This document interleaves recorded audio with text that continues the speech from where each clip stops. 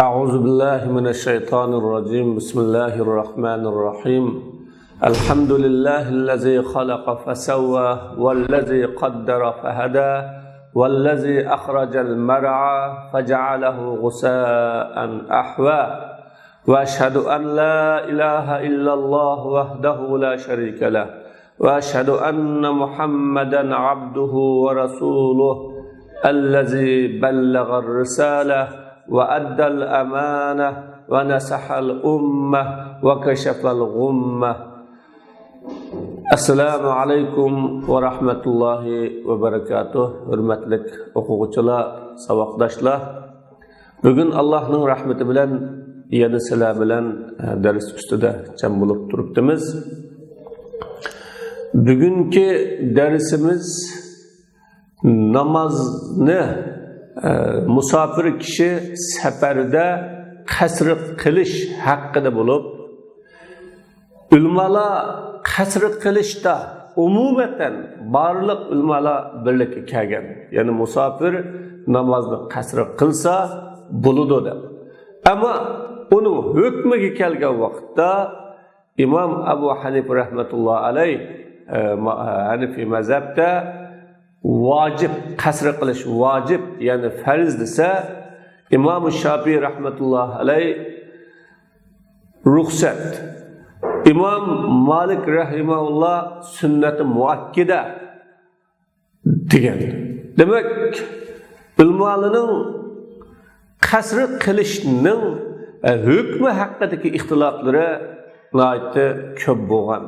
Bu haqqdagi hadisler, sahih hadisler, sahih dalillar ham bir-biriga kelganligi uchun biz bu haqdagi dalillarni fiqh kitoblarga jumladan al-muqarana baynal mazahib fil fiqh degan kitobning hukmul qasri fi sala lil musafir degan bobiga ishora qilmoqchi. Ana shu bobni ko'rsanglar, har birisining dalili to'liq va mukammal chiqadi. Hatta nereden başlaydı musafir qasr namazını degan haqdimi ve neç kilometrgachilik bugungi kunda 80 kilometrmi, 120 kilometrmi yoki uning tu'indimi, bu haqdagi ulamolarning ko'z qarashlari, shariatdan olgan dalillari ana shu kitobda tafsili chiqadi. Bizning bugungi darsimiz bu fiqh bahs bo'lmaganlik uchun bu haqda buningdan ortiq so'zlashni to'g'ri topmadim. Malhalul hadis degan kitobning 17-hadisi an Aisha ummul mu'minin radhiyallohu anha qalat faradallohu salata hina faradaha rak'atayn fil hadari was safar فأقرت صلاة السفر وزيد في صلاة الفجر. Müminlerin anısı Ayşe radhiyallahu anhadan mundaq rivayet kılındı. Allah subhanahu ve taala namazını farz kılgan çağıda 2 rekat farz kılgan mahallede, yurtta ve seferde. Şunlaçqa safar namazı özünün asli haleti bilen uğurlaştırıldı ve mahallenin namazı da, yurtның namazı da 2 rekat köpeytildi. Demek bu namaz bilen, bu hadis bilen, sahih hadis bilen asli namaz farz kılıngan vakitte 2 rekat farz kılıngan. Safar namazı asli haletinde bulup yurtda o'qiladigan, muqim tugan holatda o'qiladigan namoz bo'lsa, Allah subhanahu va taolaning qo'shishi va ko'paytishi bilan ko'paytirilgan. Bu hadis bilan safarning namozi, musafir namozni qasr qilgan chog'ida Alloh taolo ziyoda qilib qo'ygan, qo'shab qo'ygan taraflarini o'qimasa, ama asli holatini o'qigan bo'ladi deyilgan. Ama nurgun hadislerinin asli namoz 4 rakat farz qilinganligini, namozning 4 rakat holatida Alloh subhanahu va taolo bizga farz qilganligini uqtirib turgan nurg'un hadislar bo'lganligi uchun bu hadisni biz tuvanda fiqhul hadis degan mazmunga borgan chaqda hadisni to'g'ri tushundiramiz. Al-ma'na al-'am. As-safaru qit'atun min al-'azab kasirul mushaq mahma tayassarat wasailu. Safar onun vasıtaları qanchalik qulay bo'lsin, mayli arflan, mayli mashina, mayli paraxod, mayli bugungi kundagi oliy uydin yaram, uydin yaxshi bo'lgan mehmonxonalar bo'lsin, mushaqqatlari ko'p, bir parcha azob safar degan. Fihi firaqul ahli wal vatani wal ma'arib ve fihi terkul emvali vel mumtelikat ve fihi yesbahul insanu gariben urzeten lil akhtar. Seferde aile, vatan, tunuş bölüşlerinin ayrılış, mal dünyaları, iğdaçılıklarının yurtta kapkalışı kap çıkıdı. O seferde insan xeyim xatarlarının nişanı yat elinin yurtuda garip biçarıga aylanıdı. Lihazihil muşaqqil jasime ve nefsiyye khaffafallahu anil ummetil islamiyye ba'da faraiziha.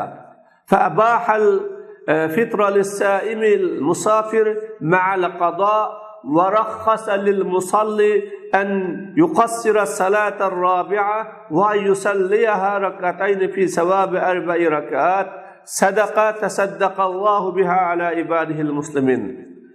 Bu katta qiyinchiliklar ve ruhi, nefsi degan ruhi qiyinchiliklar vatanidan, oilasidan, bola chaqasidan, do'st yarallardan ayrılışdan ibaret ruhi qiyinchiliklarning jahdidan Allah subhanahu va taolo islom ummatidan ba'zi farzlarni yengillashtirib musafir ro'za tutquchi kishi uchun qazosini qilish badaliga iftor qilishni, ya'ni ro'zasini sundirishni, ro'za tutmaslikni muboh qildi. Namaz o'quvchi uchun 4 rakatlik namozni qisqartib, o namozni 2 rakat o'qishga 4 rakatning savobida, savob 4 rakat bo'ladi, 2 rakat o'qishga ruxsat qildi. Bu Allah subhanahu va taolo u orqali o'zining musulmon bandalariga qilgan bir sadaqasidir. Bu Alloh taolaning sadaqasi. سواء كان ابتداء فرض الصلاة مثنى ثم زيد في صلاة الحضر ركعتان في الظهر والعصر والعشاء كما تقول عائشة أم كان ابتداء فرضها على ما هو عليه الآن وخففت وقصرت في السفر كما يقول الجمهور فمما لا شك فيه أن هناك تخفيفا على المسافر رحمة من الله تعالى به. Namazning farzligining boshlanishi 2 rakat bo'lsin. 2 rakat bo'lib, kin mahalla yurtning namoziga peshim, asr, xuftamga 2 rakat ko'paytirilsin. Oysha xonim deganidek yoki o namozning farz bo'lib boshlanishi hozirgi holatdagidek, ya'ni 4 rakat 4 rakat bo'lib safarda yangillatilgan va oz qoldirilgan bo'lsin, jumhurlar degandek qanday bo'lsin, iningda shak yo'q ishlardan birisi shuki bu yerda, ya'ni safarda musafirga Allah subhanahu va taolo rahmat qilib, o musafirga rahmat qilib yengillatish va yeniklatish bor. Mayli namoz 5'de 2 rakat farz qilinib kin ko'paytirilgan bo'lsin yoki 4 rakat farz qilinib kin yengillatilgan bo'lsin, her halda ortak bir nokta Allah subhanahu va taoloning musofirga rahm qilib yengillatganligi va yeniglatganligi. Bu nokta barcha ulamolarga va barcha kishilarga nima o'rtak? Al-mabahisul arabiyya, arabcha tadqiq qilinadigan so'zlar. Faradallohu salah, Allah Taala namozni dedi. As-salah, as-salah degan farz namoz, nafl namoz yoki sunnat namoz ve vacip namaz vetirga o'xshash bo'lsin yoki 3 rakatlik, 2 rakatlik, 4 rakatlik qanday namoz bo'lsin, hammasi bu maxsus xoslanadigan buni xoslamasa bo'lmaydi. Vel muradu gayrul magribi az-zuhra, maqsad namoz shamdan boshqa peshin, asr, xuttam, bomdat demakchi. Mana bu namazlarni 2 rakat farz qildi demakchi. Ama namoz sham namozini bo'lsa asli holatida 3 rakat ve keyin musafir safar qilayotgan holatida ham 3 rakat. Fa uqirrat salatu safar ay sabata hukmuha al-awwal rak'atayn duna taghyir. Musafirning namozi asli holati bilan saqlab qilindi degan. O musafirning namozining dastlabki 2 rakatlik hukmi o'zgartilmay muqimlashdi. Uni o'zgartilmay muqimlashdi 2 rakatlik degan hukm. Vazida fi salatil hadar, yurt mahallada o'qiladigan namozda ko'paytildi. Ya'ni peshin, asr, xuttam her birida o namozdan 2 rakat ko'paytilib 4 rakatga o'rildi. Fiqhul hadis, zahirul hadis anna salat fi ma'ad al-maghrib wa subh furidat awwalan rak'atayn fil hadar wa safar thumma zidat salatu zuhri wal asr wal isha ila 4 fil hadar. Hadisning aniq ma'nosi shuki, shom va bomdatdan boshqa namozlar dastlab 2 rakat farz qilingan yurtda, safarda. Keyin peshin namozi, asr namozi, shom namozi yurtda 4 rakatga ko'paytirilgan. Mana bu hadisninki oshkora chiqib turadigan mazmuni. وذكر الزهاق في تفسيره أن النبي صلى الله عليه وسلم صلى في حدة الإسلام الظهر ركعتين والعصر ركعتين والمغرب ثلاثا والعشاء ركعتين والصبح ركعتين. İmam-ı Dahhak hadisni tushundirib mundaq so'zladi. Payg'ambar alayhissalom islomning beshida dastlabki vaqtida peshin namozini 2 rakat, asr namozini 2 rakat, shom namozini 3 rakat, xuttan namozini 2 rakat, bomdatni 2 rakat o'qigan. Falamma nazalat ayatul qibla tahawwala lil Ka'ba wa kana qad salla hadhihi salawat nahwa baytil muqaddas. فوجهه جبرائيل عليه السلام بعدما صلى ركعتين من الظهر نحو الكعبة وأومأ إليه بأن صلي ركعتين وأمره أن يصلي العصر 4 والعشاء 4 والغداة ركعتين وقال يا محمد أما الفريضة الأولى فهي للمسافرين من أمتك والغزاة. Qibla oyati tushgan chig'ida Rasululloh sallallohu alayhi vasallam Kabe'ga yüz keltirdi, o'rildi. Asli hijrat qilgan vaqtda Baytul Muqaddas tarafiga qarab 16 oy yoki 17 oy namoz o'qidi. Namoz o'qigan jayronida Rasululloh sallallohu alayhi vasallam Allah subhanahu va taologa davomli yuzlanib, qalbini Allah taoladan sig'inib turib Kabe'ga yüz keltirishni orzu qilardi va tilakdi. Neticede Allah Teala tarafından Kabe'ye yüzleniş buyruğu geldi. Mana bu buyruq kelgan chaqda Peygamber Aleyhisselam Kabe'ye yüz keltirdi.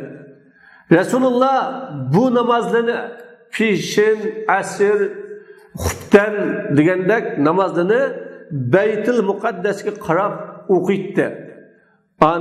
Peygamber Aleyhissalatu vesselam'ni Cibril Aleyhisselam pishin namazını 2 rakat o'tab bo'lgandan keyin Kabe tarafga qarab o'qishga yuzlandirdi va u payg'ambarimga 2 rakat namoz o'tang deb ishora qildi. Va payg'ambarimni asrni 4 rakat, xuftamni 4 rakat, bu muddatni 4 rakat o'qishga amr qildi va dedi: "Ey Muhammad, ammo birinchi qitimliq farz namoz bo'lsa, o sening ummatingdan musafir, safar qilguvchi va haq yo'lida jihad qilguvchilar uchun, ammo yurtida xotirjam muqim turg'uvchilar 4 rakat o'qiydi" dedi deb İmam Zahhak bu hadisni ana shunday tushundirdi. Demak, Rasululloh Kabe'ga qarab 2 rakat namozni o'qib bo'lgan chaqda Kabe'ga qarang degan buyruq keldi. Kabe'ga qaradi. Shuning bilan yana 2 rakat o'qing deb ishorat qildi. 4 rakat bo'ldi. Kin asrni 4 rakat o'qidi. Shu peti davomlashdi deb İmam Zahhak bu hadisni shunday tushundirgan. Va ila hazal qawl zahaba jama'atun min al-ulama. Bir turkum ulamolar bu xil qarashga bağan. Asli shundaqdi degan bu xil qarashga bir turkum ulamolar badi. Vel jumhur ala xilafih. Jumhur bo'lsa bu so'zning tam aksicha qarashda. Ya'ni bu so'zning xilofida, qarshisida. O qaysi deganda namoz asli Mi'raj kechasi farz qilingan vaqtdan boshlab namoz 4 rakat edi. 4 rakat farz qilingan. Alloh taolo 2 rakat namozni musofir uchun qanday qiladi desa, 2 rakat namozni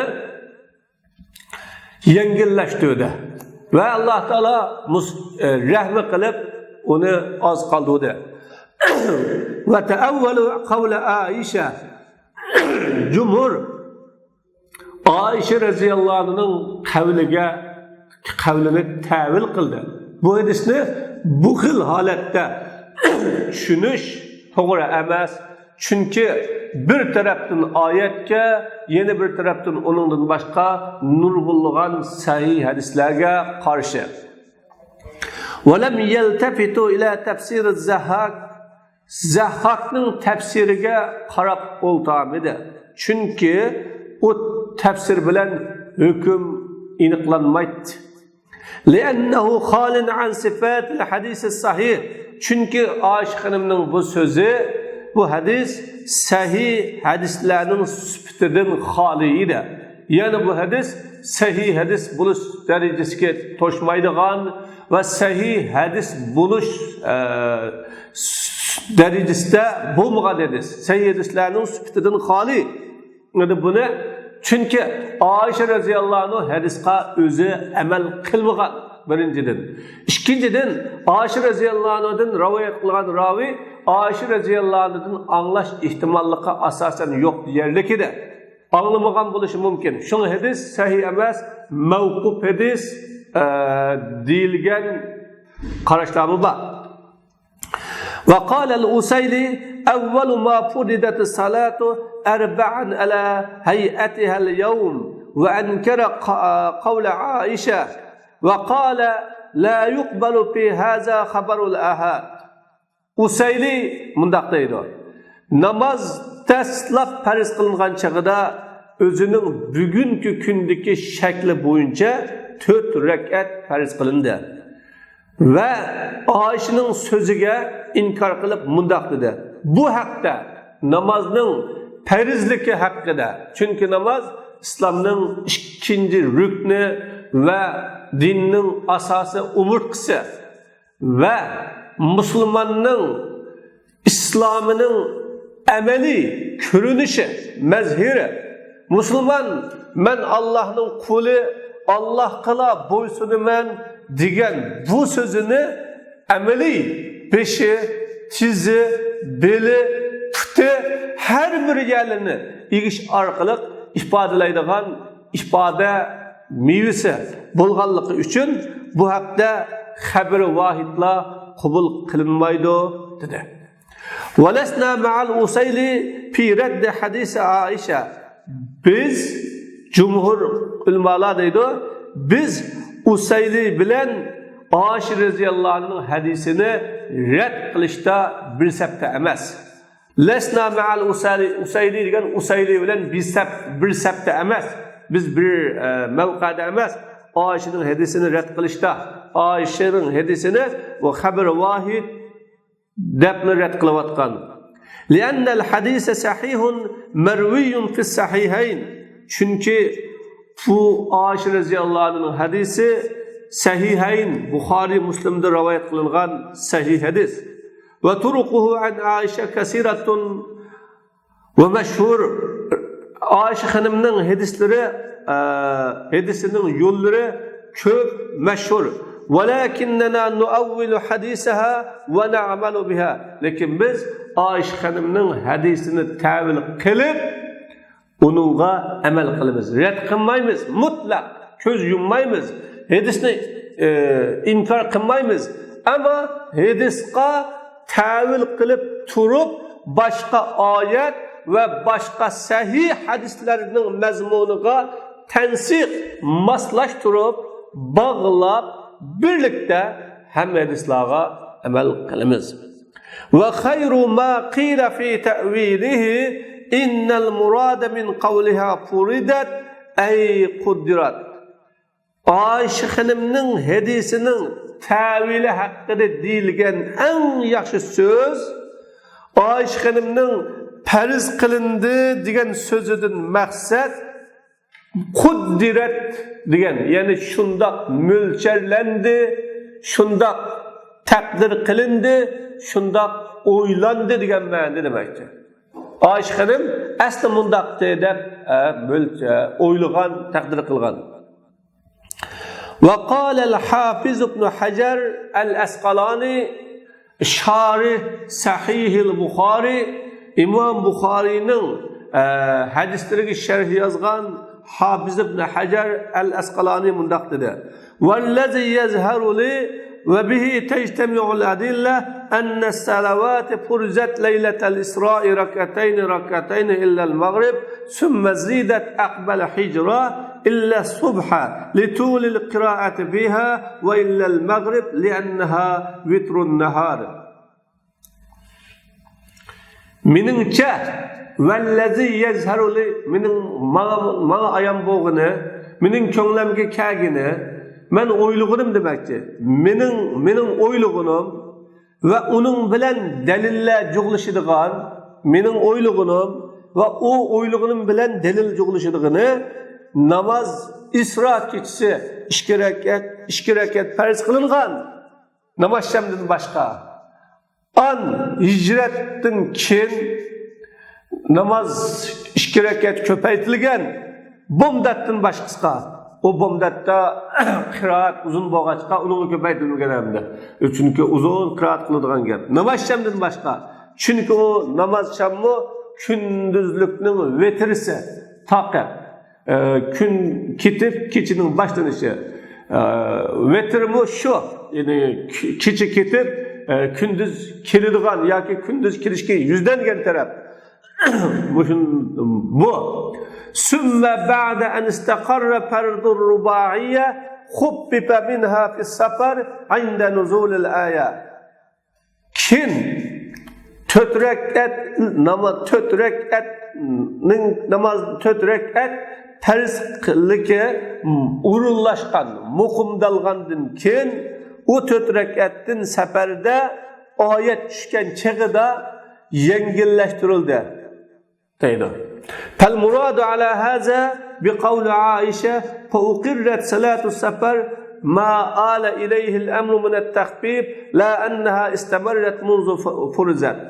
Bu xil qarashqa asasen Ayşe'nin seferinin namazı asli hükmü boyunca uğurlaştırıldı degan sözüdün maksat onunla işnin yengilleştirilgenliginden yetip bağan narsa. Namaz yengilleştirildi, yenikletilgen boğaçqa, yenikletilip müşahalet uğurlaştırıldı demektir. Emes ki o namaz farz kılıngandan başlap unda davamlaşkan, farz kılıngandan başlap iş hareket davamlaşkan demekçi emas. Yengilletilgenden kin namaz aşıp etti, yani şu 2 rekat peti uğurlaştırılgan demekçi والتأويل ضروري لأن حديثها يتعارض أولا مع قوله وإذا ضربتم في الأرض فليس عليكم جناح أن تقصروا من الصلاة. Şimdi bu hadis asasen İmam Ebu Hanife rahimahullah namazının kasr namazının asli fariz, namazını musafirninki kasr kılışı bu fariz.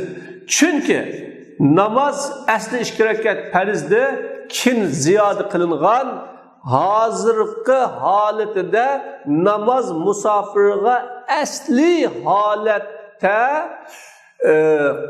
kaldı deyilgen vakitte asli halet 2 rekat bu kalsa o vakitte namazını kasr kılış fariz deyiş doğru kıldı. Asli halet 4 rekattı. Allah subhanahu wa ta'ala onu yengilletiş üçün ümmetke yenikletiş üçün kasr qilgan deyilgan vaqtda mayli kasr qilish mustahab bo'lsa-mu bo'ladi, ruxsat bo'lsa-mu bo'ladi, yo sunnat bo'lsa-mu bo'ladi. Ammo İmam Ebu Hanife rahimahullohning bu hadisga asosan asli farz 2 rakatni musafirga asli holida qoldi degan vaqtda qasr qilish farz bo'ladi. Chunki asli 2 rakat bo'lgandan keyin asli 2 rakat bo'lgandan keyin musafir asliga yongandan keyin asli bo'yicha o'qish farz bo'ladi. Uni kim 4 rakat o'qisa farzan gunohkor bo'ladi va namoz buzadi deydi. Şunga tavil zurur. Çünkü aşıkınımın hadisi birinciden Allah'ın ve izâ zarabtum fil ardı feleyse aleykum cunahun en taksuru minas salat. Sila ziminde sayahat kılgan çıgınlıda, sefer kılgan çıgınlıda silage namazını kasr kılsanız günah yok degen sözü bilen karşı kılıdı. Eğer Allah Teala bu yerde günah degeninde günah yok dedi. Günah yok. Kasr kılsanız günah yok. Bunun ma'nosi kasr qilmay qolsanglar bo'ladi. Kasr qilmasanglarmi mayli bizning tilimizda yaxshi degan ma'no chiqadi. Agar namoz asli holatida 2 rakat bo'lib, musofir asli holatga yongan bo'lsa, o vaqtda fala junaha alaykum an taqsuru deyishning hech bir zaruriyati yo'q edi. O vaqtda gunohkor bo'ladi. Namozda kasr qilsa gunohkor bo'ladi. Çünkü bu söz aslının to'liq o'qish ekanligiga dalolat qiladi.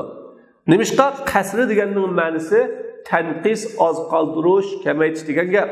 Fal ayatu sarihatun fi annaha kanat fil asli arba'an. Çünkü ayet namazning aslida 4 rakat bo'lganligiga ochiq dalildir.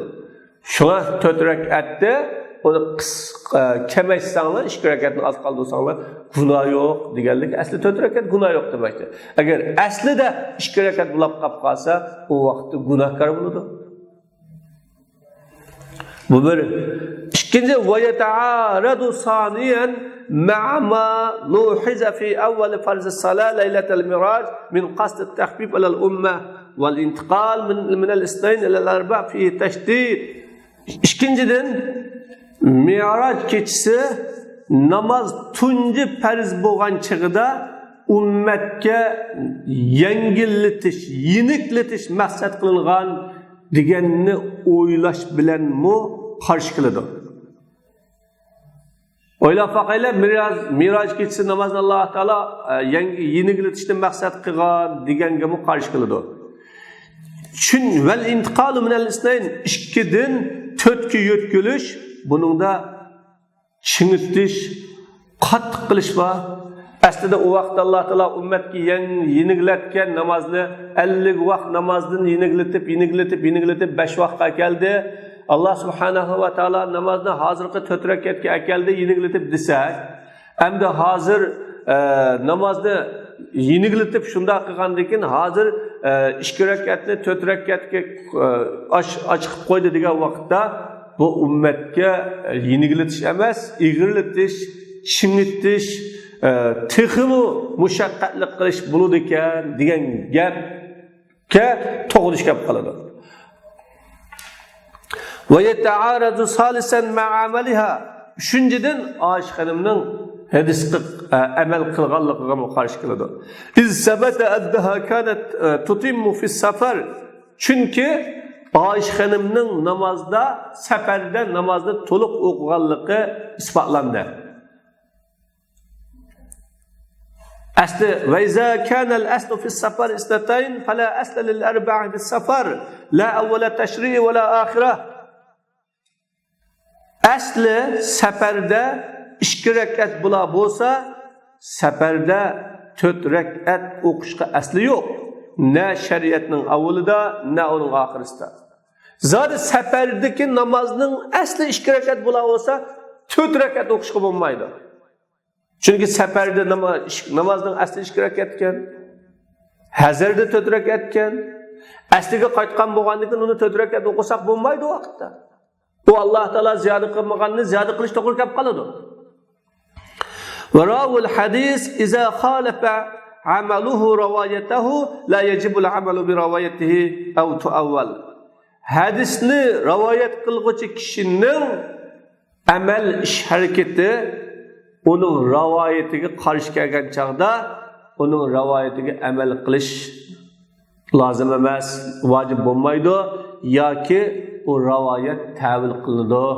Demak, ulamo tabliğchi Allah subhanahu va taolo undaq dedi, payg'ambar alayhisalom undaq dedi deb rivayet qilgan bo'lsa, so'zlagan bo'lsa, ammo u uningga amal qilmasa, kishilar uning so'ziga amal qilmaydi. Va kana min as-sahl 'adam al-iktiras bi hadha al-khilaf. Bu xil ixtilofga asli 2 rakatmidi, 4 rakatmidi degan bu ixtilofga parvo qilmaslik oson edi. Parvo qilmaslik oson edi.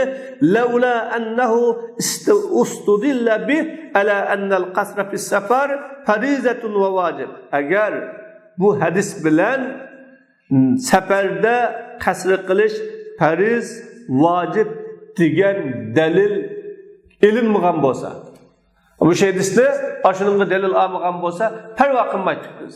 Fariz, vojib. لأن الفرز الذي لم تتغير فرضيته لا يجوز خلافه. Çünkü farizliki o'zgarmagan farizga xiloflik qilish to'g'ri emas. Va la tajuzu ziyadatu alayh. Uningga qo'shib qo'yishmi to'g'ri emas. Ziyoda qilishmi to'g'ri emas. Bunda bo'lganda farizlik o'zgarmagan safarda namazning 2 rakat ekanligi farz bo'lgan bo'lsa, uning farzligi o'zgarmagan farz ekan. Bunda bo'lgan bo'lsa, uning xilofi, ya'ni to'liq qilishmi joiz emas va uningga qo'shib qo'yib 4 rakat qilishmi joiz emas.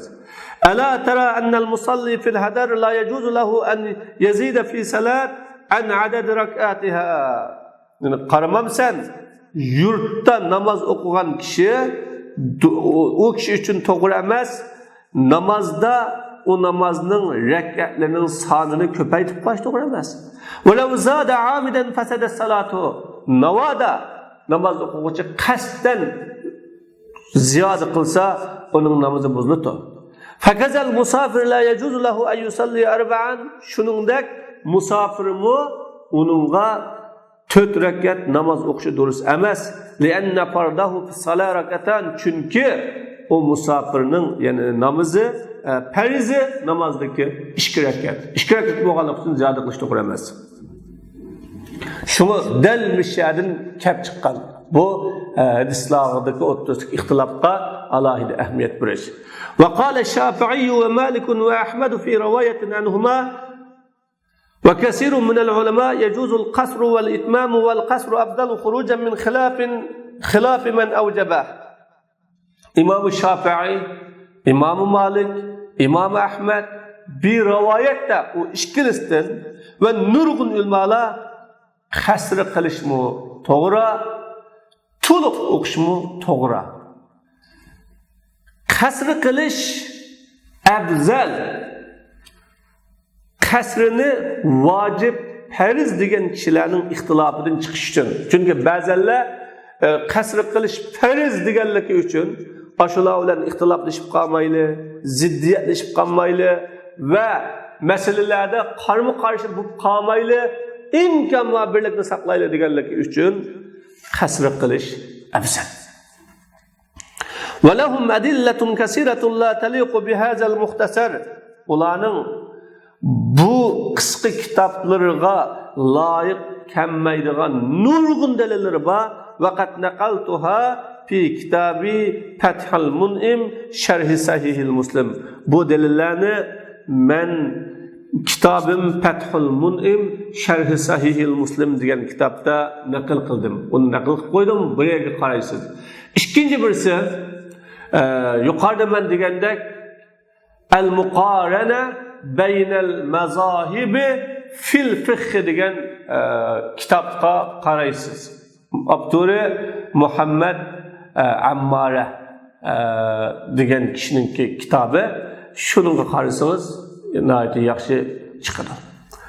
Hada walil qasri fi safar shurutun minha an yakuna safaru mubahan.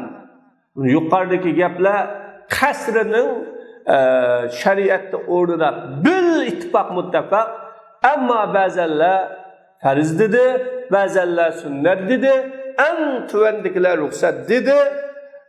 Umumatan hammasi birdek afzal degan yer keldi. Qasr qilish musofirga afzal. Va biz qasr qilmasaqmi bo'ladi-ku? Mana bir abdan turvatimiz, herib qolmadik, charchab qolmadik, orfilanda mangdiq, mashinada mangdiq, poyezdda mangdiq yoki oliy yotoqlarda yotdik, qo'saqlarimiz to'q yudik. Nimaga qasr qilamiz ekan deyishga bo'lmaydi. Bu shariat bu, din bu. Qasrining safarda namozni qasr qilishning shartlari bor. Bu shartlardan safar mubah bo'lishi, ya'ni ruxsat qilingan safar bo'lishi lozim. Mao gunoh safarlar bo'lib qolsa bo'lmaydi. Masalan, bilek bir yurtlarga safar qilibmiz, gunoh maqsad uchun safar qilibmiz. Ya o'g'illik qilg'ili safar qilibmiz, masalan, yoki safar qilish harom qilingan ba'zi shaharlarga berib sayohat qilg'ili safar qilibmiz. Bunda safarlar bo'lmaydi. وَاشْتَرَتَ بَعْضُهُمْ أَنْ يَكُونَ سَفَرَ طَاعَةٍ. Ulamalarning ba'zisi safarning itoat safari bo'lishi, ya'ni ibodat safari bo'lishi lozim. Biz boradigan yerda ibodat, ya'ni yo'lda ibodat safari bo'lishimiz lozim. Harom, ya'ni cheklangan safar bo'lsa bo'lmaydi. Xuddi bugungi kunda Allohning dinini yiqish, musulmonlarga ziyonkashlik qilish yoki kufrning madaniyatlarini o'rganish din iborat bu xil safar bo'lsa bo'lmaydi. وجوز أبو حنيفة القصر في سفر المعصية. İmam Abu Hanife ma'siyat safaridamu, yana shundaq o'g'illik qilib olgan yoki bugungi kunda shariatda cheklangan deymiz, ashunga o'xshash u bir narsani setishga borgan bundaq ma'siyat safarlaridami qasr qilishni to'g'ri dedi. Chunki Alloh taolo safar dedi. Bu safar ma'siyat safarimi yoki mubah bo'lgan itoat safarimi buni qayd qilmadi demak. Va minha an yakuna safaru musafata 48 mil. Shartlardan safar 48 mil musofa bo'lishi, ya'ni 80 kilometrga yaqin bo'lishi lozim. وشرط أبو حنيفة في مسافة القصر ألا تقل عن 120 كيلومتر. İmam Abu Hanife qasr musofasida 120 kilometrdan tuvan bo'lmasligi shart dedi. Bu haqdami naydi ko'p ixtiloflar bor. Hadislarning xilma-xil bo'lganligi e'tibori bilan ama en afzali şu 80 kilometre. Ve qala Davud ve ahlul zahir yezuzul qasru fi seferi tavili vel qasir. Davud ahli zahir uzun sefer, kısa seferde bu olsun qasr qilish to'g'ri. Hatta law kana 5 kilometre, hatta 5 kilometre bo'lsin o deydi. Sefer dedik, sefer deb ataldi. Mahallede, yurtda, öyde bo'lmaganlik uchun 10 kilometr yiroqlik ya 15 kilometr yiroqlik bo'lsin, xalqning yurti, boshqalarning mahallasi. Ve minha an la yanwi al-iqamata aksar min 4 ayyam inda Şafii. Bu şartlardan birisi İmam Şafii rahimehullah'ın karşıda 4 günden artıq turulishni niyat qilmasdan berib 4 gün turman yoki 5 gün turman deganni niyat qilmaslik lozim. 4 gün 5 gün turman desa qasd qilsa bo'lmaydi. Ashiyaga borgandan keyin. Va la yuhsabu aw yawmud dukhul va yawmul khuruj. Kirgan kuni, chiqayotgan kuni hisoblanmaydi bu 4 gün turishlar. Va inda al-hanabila an la yanwi al-iqamata qadran yazidu ala 21 salat. Hanbalilarning qarashida 21 namazdan eşip ketadigan miqdarda turulishni niyat qilmaslik lozim. 21 rakat. Unda olganda 21 rakat 5 vaqt 4 gün. Yani 5. günning bomdi demekdir. Ve qala Abu Hanife inna wal iqama 15 yawman ma'a yawm ad-dukhul atamma ve inna wa aqalla min zalik qasar. İmam Abu Hanife eğer 15 günni niyat qilsa turishni kirgan kunidan Yavmud dukhul kirgan kun bilan 15 kunni to'liq o'qiydi. Agar uningdan tuvan, ya'ni 13 kun, 13 kun turib ketmoqchi bo'lib qolsa, qasr qiladi. Lekin ketishni niyat qildi, ammo ata o'g'in 20 kun bir oyda bektanmagan bo'lsa, davomli qasr o'qiydi. Va ibtidaul qasr min hina yufariq bunyan baladihi aw khiyam qawmihi. Qasr qachon boshlanadi? Qasrının başlanışı öz yurtunun yani şehirinin binalarından ayrılgan vakit yoki kavminin çedirlerinden ayrılgan vakitdan başlar. Öyden çıktınız, siz tuğan yurt mahallenin binası kürünmese yoki tamları kürünmese yoki daraxtları kürünmese siz musafirsiz. Qasr qilasiz. Ashyadan boshlab qasr qilasiz. Va inda ba'd al-hanifa iza arada safar salla rak'atayn qasran walau kana fi manzilihi. Ba'zi hanifilarning qarashida safar qilishni iroda qilgan vaqtda 2 rakat o'qiydi, qasr qilib, garchi uyda bo'lsin deydi. Endi safarga tayyorlik qilibdi, namoz o'qitiblanmag'aylar. Hamon iyaga borib o'qiydiganmiz, namoz o'qitiblanmag'aylar degan bo'lsa 2 rakat o'qiydi. Va minhum man qala iza rakiba ve fil avde lehu en yuqassira hatta yedkhula bayta. Uladın bazılar ulaqqa minga vaqt dedi. Minga vaqt başlangan vaqti.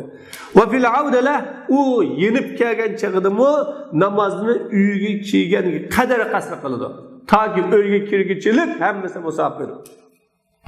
Ve in fatatu salatun fis safar faqadaha fil hadar jaz lahu qasruha ala al-sahih ash-Shafi'iyya. Agar musofirga safar jarayonida namoz qazo bo'lib ketsa, uni yurtga kelib qazosini qilsa, u kishi uchun namozni sahih rivoyatga asosan Shafi'i rahimullohning qarshida qasr qilish to'g'ri.